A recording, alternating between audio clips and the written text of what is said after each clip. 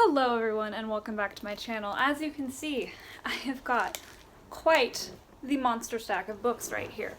Now, to explain how I got to this position, I really like going to the library, and oftentimes I'll go there when they have like one book put aside for me. Without fail, while there, I'll just have a moment of like, well, what if I browse for a bit? There's something about it that just like takes my anxiety and it just goes like, shh. And I need that in my life. So over the past couple of months, I have acquired a lot of books that have nothing to do with any like TBR, nothing to do with any like video plans at all. They're just books that I've happened upon that I want to read. There's 14 books here, which is quite a lot of books. And I actually just got off work from my last shift of the year. I am going home for Christmas this year. I was able to get like a chunk of time off. I'm very excited. And I'm planning on bringing a lot of books, but 14 is like a lot. Like, I know I'm not gonna read 14 books over Christmas break. My plan is to have a 24-hour reading moment in which I'm going to try and basically decide what books are going to be allowed to come with me. And then by 2 o'clock Thursday, I will be hitting the road, going to my parents' house, and just finishing out the year with some hopefully good books and all of the Christmas cheer. Now, some of these books have higher priority than others. For example, The Death of Jane Lawrence, which I just picked up yesterday. This one is the only one in which people are actually waiting for it. So this I will have to turn in right when I get home. I've got 2 books in this stack that also need to come along because I think I have renewed them as many times as I possibly can. Those books being Midnight at the Electric by Jodi Lynn Anderson, as well as The Body in Question by Jill Cement. I technically have this book for quite some time. There's nobody waiting for it, so I could renew it for a long time, and I just checked it out. You may recognize this book from 2 different videos in which it has been featured. One, that Try a Chapter tag, which I also mentioned Midnight at the Electric in, and then also an 11-book library haul that I did back in October.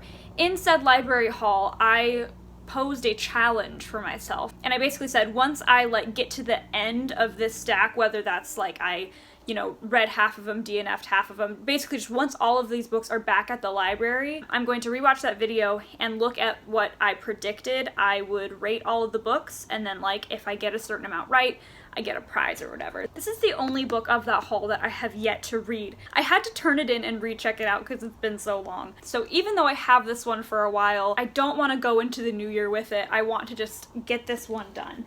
So those are the 4 books that are absolutely for sure coming. And now let's just very briefly go through the others. I'm not going to give like a full synopsis for any of these because that would just take too long. And to be completely honest, there's a good chance that I'm going to hate some of these and you're never going to hear about them again. First up, we've got Catch the Rabbit by Lena Bastasic. This is a translated book about, I believe it's 2 sisters or 2 friends. Oh yeah, 2 friends, and the brother of one of them has been missing and presumed dead for years. And the 2 friends decide they're going to embark on this road trip to Bosnia to try and find him. I love missing person stories. I enjoy a good road trip, and I do want to try out more translated fiction. Also, this book is so tiny and adorable. I'm really excited to pick this one up. The next one here, Nights When Nothing Happened by Simon Hahn. This is a relatively new release, and it's probably the one that I am the most likely to part ways with, but I also could love it. I really don't know. This is about a family. They have immigrated from China, and their young daughter has started sleepwalking at night, and that has caused some problems in their community. The fact that the title is called Nights When Nothing Happened indicates this could be such a boring book, but it could also be really powerful. I don't know. We're gonna give it a shot. Next up, we have one that I might just go ahead and leave at home just because I'm so confident that I will read it at some point and I have time to read it. It's Before We Go Extinct by Karen Rivers. A little while ago, I read The Girl in the Well Is Me by the same author. That was a middle grade. This is a young adult. I really loved this author's writing in that book. I only gave the book 3 stars because there were some things about the book that I didn't love, but this book has better reviews, and just based on the premise and like the age range, I am just really excited to read it. I think that I could really end up loving this one. The next 2 books I just got from the library, like literally yesterday. This one is called Ways to Hide in Winter. It's following a like 22-year-old girl who, or I guess woman, who has for the last several years been kind of up in the mountains on like this remote campground. She went through like a really traumatic accident and has since kind of decided that humanity's not really for her. She wants to just be in her secluded little patch of earth. But while there, she ends up meeting this foreigner from Uzbekistan, I believe, who clearly has some things going on, and that's really all I know. I think that there's some people that are after him, potentially.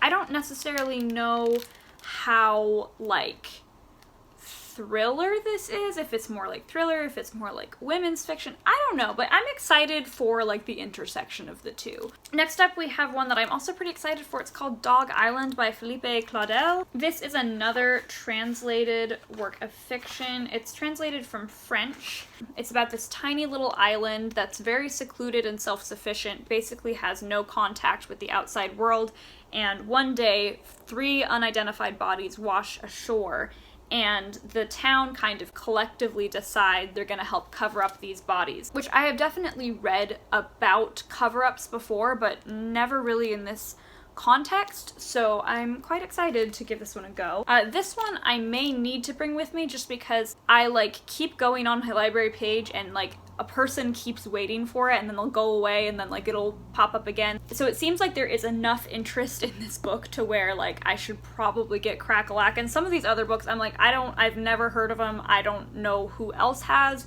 Therefore, I think I'm okay to just hang on to them for a while. I don't think anybody is going to be upset with me over that, but maybe not with this one. So this is called When We Were Lost. I've kind of forgot. It's about there's a plane carrying a high school class and they crash into the jungle. Who lives? Who dies? Who becomes a killer? I don't know. It seems a little Lord of the Flies-esque. It says it's a gripping white-knuckle thriller set in the unknown depths of the Amazon jungle. The Children's Home by Charles Lambert. This book seems rather on the fantastical side, but also literary, so like I don't know how that's going to gel with me. This incredibly wealthy heir to this fortune, but one day these kids just like appear, and then for the next little bit there's just more and more kids that are just showing up, and he just keeps taking them in, and potentially these kids have like magical powers, and like whether or not they're sinister powers, don't really know. So it kind of seems like a potentially dark and literary version of The House in the Cerulean Sea, which I haven't read, but I've heard good things about. Next up we have just kind of your classic, I don't want to say run-of-the-mill because I feel like that's almost a derogatory book term, but Dark August by Katie Tallow. At this point I forget what this is about. There's a woman who her grandmother has died, great-grandmother. Oh, and it's her last living relative. Has just died, and so she goes to the house. Oh yes, now I remember. She finds a trunk full of her mom's, this deceased mom's belongings, and she finds some cold case files, which she remembers her mom was like obsessed with. And then she starts trying to solve this mystery, but then she kind of right away runs into some trouble because the town in which these cold cases were set in has completely burnt down. It's like totally abandoned. And yeah, it sounds like there's a lot going on in this one. I'm honestly really excited, even though it does seem like a relatively standard thriller. Like there's some elements in here that I'm really looking forward to reading about. Next up we have a book that like Goodreads didn't know about. Like I searched it up and Goodreads was like, what? I think I eventually found it, but it took me a minute, so like people could hate this book, no idea. It's called The Healer, and it's by Antti Tuomainen. I believe it's a Scandinavian, it's mentioning Helsinki, so yes. This is translated from Finnish. Helsinki is in the middle of this really terrible climate catastrophe. Everybody's like fleeing, things are just really bad, but then our main character is one of the few people that is still living in the city, but then his wife actually goes missing, and so then he starts searching for her, and everything's a little on the sketchy side because she happened to be researching a serial killer when she went missing. Our last book, finally, we have the Vitri Project? How do you say that? We have this woman in her early 20s who's working in a bookstore, and she ends up becoming really intrigued by this person who's living in Rome who's ordering all of these books from their store. These book orders are just really strange. And Gabrielle, our leading lady, she ends up just quitting her job and just straight up going to Italy to try and find this guy. Let the cat in? Hi, cat. Hi. Why are you still screaming? You got what you wanted. What?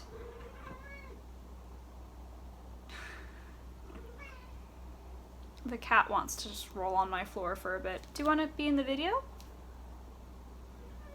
No, just want to roll. Okay, that's fine. It's blurbed by Lily King, so I think it's going to be kind of leaning onto more of the self-discovery, literary side of things, which I can like on a good day. I am really intrigued by the premise on this one. Yes, I know, you have opinions. So I'm not going to like start every single book, like I just don't think that makes sense, but I will be kind of picking through a couple of these, starting them, seeing if there's something that I'm actually going to be interested enough in finishing, and when we get to the end of this 24-hour adventure, I will let you know which books made the cut, which books are coming home with me, and if I end up liking them enough to finish them, you will see them in my December reading wrap-up.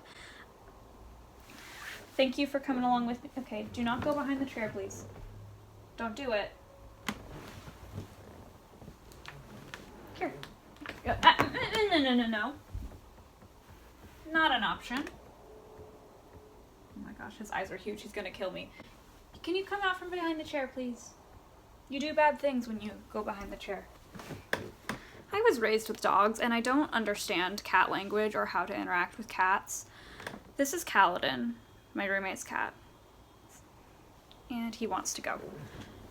There you go. And that's the intro. We're done introing. Goodbye. Okay, I just ate, so like my lipstick has left the chat. But I think I've decided what my first book is going to be. I think I'm going to start with When We Were Lost, just because teen fiction, like, I could really love it, but I do tend to prefer adult fiction at this point in my life. And because I've seen that there are people that, you know, are interested in this book, I definitely don't want to like risk bringing it home and then like not being able to bring it back to the library in time if people were to request it. My parents live 3 hours away from the library. I'm not going to drive 3 hours to turn in a library book. I'm going to read the first 50 pages of this tonight, and if it's bugging me, if it's not working for me, I will pass it along. Something I did not mention while doing my little intro. Obviously some like 24-hour reading vlogs, like the idea behind it is like you are going to be reading the whole time. Like you are allowed to go to the bathroom, but you may not be allowed to sleep or eat. You're probably allowed to eat. I don't know. I've just seen some 24-hour reading vlogs that get really intense. That's not my intention here. I'm gonna take very long breaks. I'm going to be reading luxuriously. I'm gonna be sampling from a wide array of books. I have no intentions of finishing any book.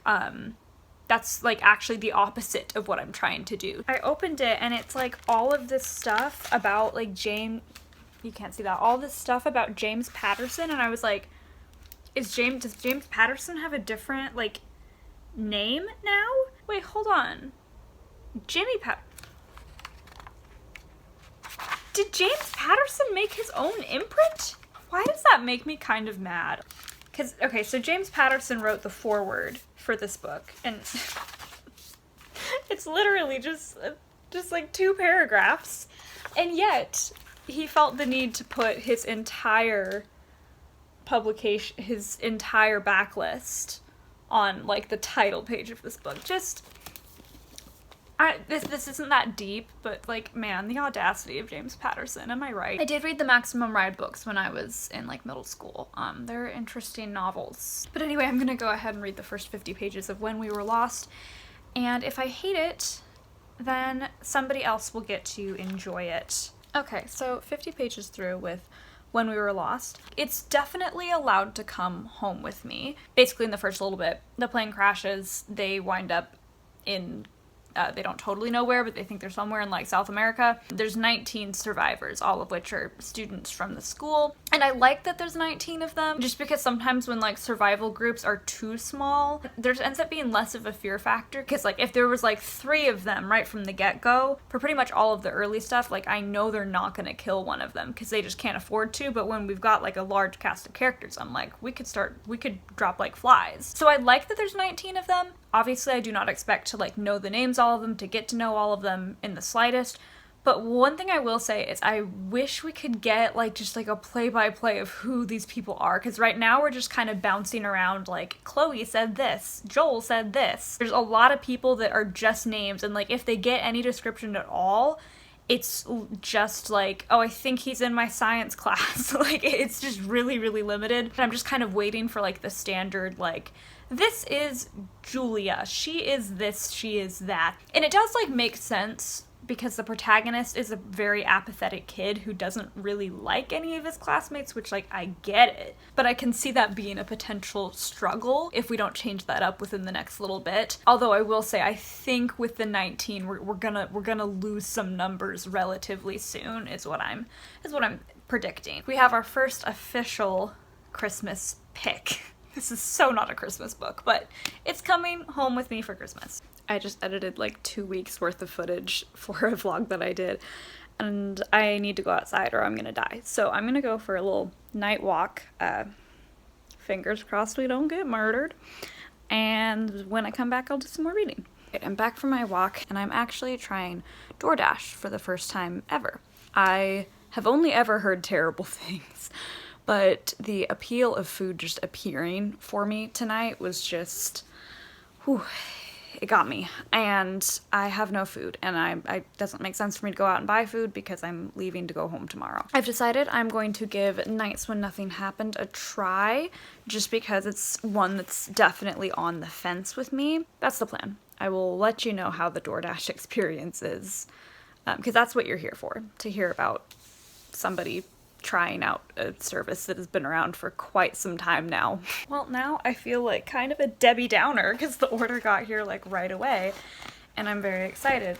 Now, I don't want any judgments on the meal I'm about to have. I ordered from a place that I have not eaten from since I was like a freshman. It's been a hot minute, like pre-COVID, all that. It is like a bougie hot dog place. Hear me out. This has like onions, like sauces, there's cream cheese, it's a whole thing. It's like a pork, and like it's a special hot dog. It's a bougie hot dog. So another decision has been made, and maybe I'm making this decision too quickly, but I think that this book may be one that I turn back in. I'm on like page like 7, and like, I don't know what it is, but something about the way that it's written, and it's not like badly written. Like I'm not like looking at the sentences and being like, who put that slop of words together? But at the same time, I'm like struggling to like follow it. Like it feels really jumpy. Like it's jumping from one thing to the next. It's pretty writing, but I'm a little lost. And like this book honestly needed to like really come out swinging for me to keep it around, because to be honest, it was probably like the lowest on like my level of interest. I'm just not gelling with the style. So we've got a nice clean conclusion on that. Part of me kind of wants to read a little bit more of When We Were Lost, to be honest, which is so not the point of this reading vlog. But even though I've only picked up 2 new books, part of me is just feeling a little, I guess, shy. I don't want to get into any new books right this very second. Read a little bit more of When We Were Lost. I can respect the fact that the author wants to just like dive right in to the action. I get it, I respect it. It is making it so like it's entertaining to read, but I just kind of want to be like, dude, we're missing some steps, especially with the characterization. It's like, this is just a gaggle of people in my mind right now. Like, I don't know these people at all. Like, there's this one kid that's kind of been like leading the group a little bit, and they kind of keep comparing him to like a politician. And so like from that I can kind of piece together what this person's personality might look like. But then like at one point one of the girls was just like saying like, oh yeah, Joel's a jerk. And it's like, is he? We haven't seen it yet. Like, I don't know. I feel like I probably There's the heat. There it is. Very loud. Like, if you don't have time to show us, like, actual scenes of the characters, like, acting in their personality roles or whatever, at least just give me the rundown, you know? Like, have Tom, the main guy, like, have him do just, like, a little, like, oh yeah, I know this person from this, they're like this, and they're like this. I get it, it's kind of cheesy, it can be kind of unnatural if it's not done correctly, but, like, it works. Anyway, I didn't really turn on the camera to talk about that. I turned on the camera to say that I'm tired. I'm gonna have to talk pretty loud because the heat is going pretty loud. I just got back from Starbucks. I got myself a chai latte. I don't actually drink coffee, so I don't go to Starbucks very often, and when I do go, I basically just get like the dessert drinks because like I don't drink coffee. What else is there for me to get? So it's the chai latte iced with the pumpkin cold foam on top, so it's basically like pumpkin pie in a cup. Once again, dessert. For like the actual like breakfast part, I got a sugar plum Danish. It's like cheese and then like a strawberry jelly, raspberry, I don't know, but it's so good. It's like the best English muffin you've ever had. But anyway, I've got all of my books right here. If I finish a book every other day, 17th, 18th, 19th, 20th, 21st, 22nd, 23rd, 24th, 25th, 26th, 27th, 28th, 29th, 30th, 31st, because I think that there's 31 days. So that is 16 days. 16 days. If I'm reading a book every other day, 16 divided by 2. Now listen, I do have dyscalculia, so like you're gonna have to bear with me. I could be wrong about all of these things. But 16 divided by 2, I believe, is 8.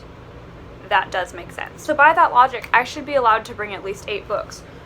So far, I only have 5. The tough thing is, I don't necessarily want to put myself in a situation where I come home and I have no books that I want to really read. Like, I don't want to only bring the ones where it was like, oh, this one I'm really excited to read. Because, like, I do want to read all of these books, or at least attempt to read all of these books, but there's some that, like, in my mind are a little bit more on, like, the, I don't really know. And I can think of nothing more depressing than coming home from, like, a long journey, settling back in, and then realizing, like, I don't like any of the books that I have, or I don't want to read any of the books that I have. Like, I need to leave a couple of winners behind. One of those winners I have decided is going to be Before We Go Extinct. I think my first course of action is going to be to read the first little bit of these and decide which one I am more in the mood for. That is going to indicate to me which one of these two to bring. I'm not going to bring both of them, even though I'm really tempted because these are like the shiny new ones that I just got from the library. And I really do not want to base this decision on just on like which one I liked better.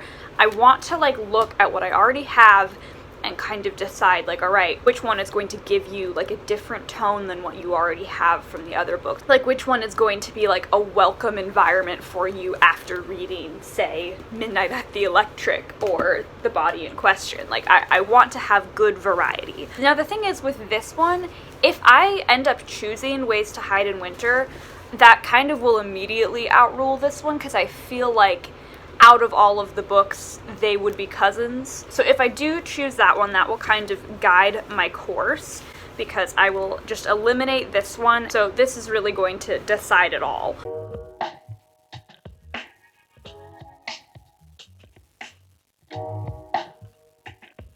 So I read the first 12 pages, which ended up being the first 2 chapters of Dog Island.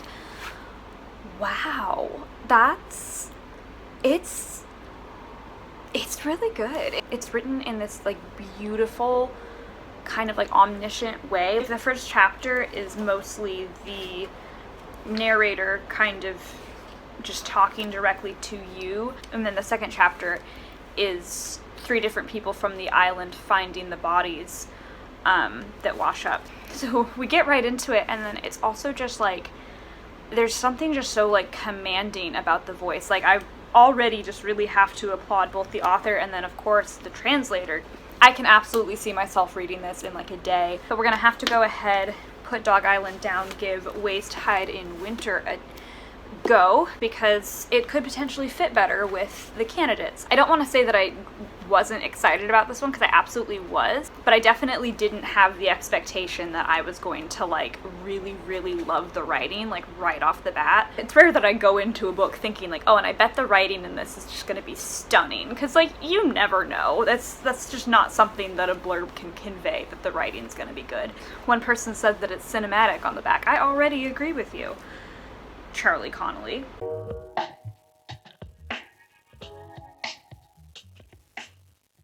10 pages into Ways to Hide in Winter, and I like this one too. It's also very well written. Both books so far have done a very good job of like setting the scene, letting me know where I am. Like I can really picture both, my roommate's making coffee, I can really picture both the campground that she works in as well as the island. I do so far really like the protagonist. We know very little about her, but she has just kind of this like bluntness about her, which I'm finding so far to be really intriguing, or maybe not intriguing, but just generally enjoyable. The way that she's written feels relatively like relatable, and just I like her so far, and I'm really intrigued to learn more about her. Like I said before, my choice is not really going to be dictated on which one I liked more, and it's good that it won't be, because as of now, like, I wouldn't say I'm liking one more than the other. One might have some strengths that the other doesn't have, but they're different books, and both of them I think I could really end up enjoying. I'm going to plan on bringing this one and filling the slot with Dog Island. However, I'm not going to rule out the possibility of bringing this one as well. So far we have 6 books coming with us. Now these are the remaining books that could potentially be filling 2 slots. I think I need to take a break and start packing, and not think about books for a second, because I'm just raveling my brain into knots. I'm just now loading up my backpack, and in it I found a very well preserved, honestly mummified fork. This thing is insulated. Alright, so turns out packing takes a long time when you're neurotic and materialistic. It's like already past 2 o'clock and it's time for me to go. So I have enlisted the help of 3 of my roommates. 2 human, 1 cat. This is Julia. Hi. That's Kaladin, named after that one book character. And this is Sayla. Hi. The 3 of them are going to help me decide which book. Each of them are going to pick one, and then we're going to lay the books out on the floor and see which one Kaladin steps on. So we're throwing out all of the... Should we put a treat on each one? No, because that's gross, but thank you. We're going to do a little speed synopsis. This one I did read the first 10 pages of, and I do like the writing style. This one is called Catch the Rabbit. Yeah, it's about like a brother that goes missing, and then these 2 friends have to like kind of go on a little road trip to try and find him. Oh, that's kind of cute. Yeah. This one is called the... How would you say that? The Veer tree? The Vitri? Vitri? I think it's supposed to be Italian, Yes. so like Vitri? Vitri. Vitri? I'm glad that you guys have also been struggling with this, because for the entire vlog I've been... I don't know Italian, Yes, so... none of us are Italian. It's hard to get us all in here. He works in this bookstore, and there's this guy from Italy that's like always getting these like really big books, and they get like progressively weird, and she kind of becomes a little bit obsessed with him, and she quits her job and decides to go find him in Italy. That's my pick right there. Okay, we're not done yet. Okay. This one is called The Children's Home. Sketchy. Okay, Sayla's review on this is that it's sketchy. If you think it's sketchy now, just wait, because it's about a guy who lives in this manor by himself, and then all of a sudden kids just start like showing up, and he just starts adopting them, and they might be magical. It says it's kind of like Chronicles of Narnia. Jane Eyre meets Narnia. Yes, Jane Eyre vibes, Narnia vibes. Well, it's Jane Eyre. Rochester adopts Miss Peregrine's children. Yes, that's exactly what it is. And the next 2 are thrillers that I'm really excited about, both of them. There's not August, so I don't want that one. Okay, well, you get 1 pick. Kaladin, get out of my suitcase. So she goes to this like completely abandoned town. Doesn't that sound fun? That does sound fun. Thank you. The synopsis too, like it mentions like a missing geology student, a young ballerina, a toxic blast that blew an entire town off the map. Like, come on, there's so much going on here. Fun. Exactly. Then we have The Healer, and this is a thriller that's set against like the backdrop of like Helsinki in like this climate crisis. So it's like post-apocalyptic, or not post, but apocalyptic with thriller. If you have any questions, now is the time to ask about any of the titles. I still feel pretty drawn to the Italian one. Really? Yeah. All right, so Sayla's pick is the Vitri project. Thank you, Sayla, for your contribution. It is a very pretty cover. It sounds very interesting. Okay, so in that case, Julia, I'm making it easier for you. This is no longer in the running because I think that these are kind of similar enough to where I don't want to bring both of them home at once. I'm debating... There's only 2 actual, I don't know, obvious picks. Oh. Oh? Which are they? Yeah, Dark August and the Healer, because the Healer is Christmas themed, and this one sounds very interesting, and you sounded into it. Sayla is kind of on my wavelength right now, but Julia, you pick whichever you want. There's still Dark August and the Children's Home. Okay. Children's Home seemed whack. Yeah. But that's kind of why it seemed cool. So we just have to really hope that Kaladin picks Dark August. I'm thinking Dark August. Okay, we've got Dark August, Plus and it's a now pretty cover. what we've all been waiting for. What if he goes... Okay, Kaladin. Oh my gosh. Oh, he wants that one. I think Catch the Rabbit. He rubbed his face I think on he it. wants... Oh. Oh. Okay, It's we're gonna let between this those go for... Wait, don't Go that way. We're gonna let him go for a minute. We're gonna let him do his thing for a full minute. Maybe not a full minute. That might be a little while. We have a plot twist. Sayla has decided she wants to read the V-Tree Project while I'm gone. So she is changing her pick to the Healer. She's changing her pick to the Healer. Rather than have Kaladin walk to things, because apparently he's not in that mood, we're going to assign behaviors to books and see what he does within the next minute or so. If he attacks Julia, or Sayla, or myself, which he's very likely to do, it's going to be the... Okay, well, it hasn't started yet. It'll be the Children's Home. If he does a flop or a roll on the floor, also very likely to do, it's going to be Catch the Rabbit. And if he makes a sound, chirps, meows, whatever, it's going to be Ways to Hide in Winter. Let's see what he does. All right, I'm going to do a 10-second countdown. Because, yes, right now he's attacking you. But I should mention his that I am emotions a change very, kind very owner. rapidly. 1 1,000, 2 1,000, 3 1,000, 4 1,000, 5 1,000, 6 1,000, 7 1,000, 8 1,000, 9 1,000, 10 1,000. All right, Kaladin, it's all up to you. What are you gonna do? Oh, that was adorable. Although we don't have a book for that. Okay. Oh, is he? Oh. Oh. Oh. Oh. What about him leaving? You have to stay here, Kaladin. Ignore all of my Christmas I presents. think he's right gonna there. flop. I think he might. Oh. Oh. I mean, I was like, that's kind of a flop. Kind of a flop. Isn't his flop era? Should we just call it a flop? Should we call it a flop? Yeah. You mean, you gotta go catch a fairy, so... I mean, not a particular fairy. Yeah. Alright, Kaladin has chosen. We are bringing Catch the Rabbit.